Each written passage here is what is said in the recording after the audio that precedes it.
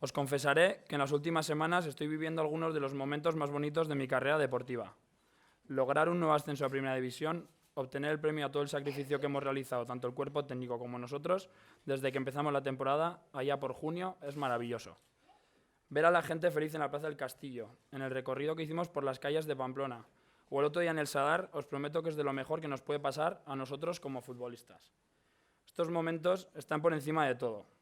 Esos momentos los guardaremos para siempre en nuestra memoria.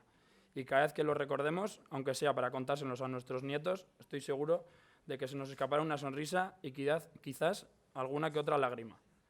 Todos sabéis que soy optimista por naturaleza. Siempre intento ver el lado bueno de las cosas. Siempre he pensado que creer en algo es el primer paso para conseguirlo. Pero lo que mis compañeros y yo hemos vivido esta temporada era difícil de creer, hasta para mí. Este equipo, del que tengo el orgullo de formar parte, será recordado por ascender a Primera División.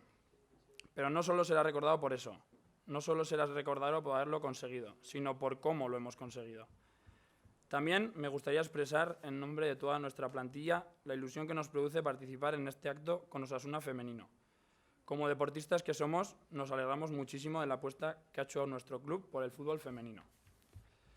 Por ello, si me lo permiten, a todas mis compañeras les quiero dar la enhorabuena por su magnífica temporada y decirles que continúen persiguiendo sus sueños, porque este escudo en el pecho, todo es posible. Para terminar, quiero hacer nuestras las palabras del presidente y decir que esta temporada todavía no ha acabado. Osasuna lleva 58 años sin ser campeón de Segunda División y creemos que ya es hora de lograrlo. Es el reto que nos hemos marcado y queremos conseguirlo para nuestra afición, la mejor afición del mundo. Muchas gracias, eskerrik asko, aupa Osasuna.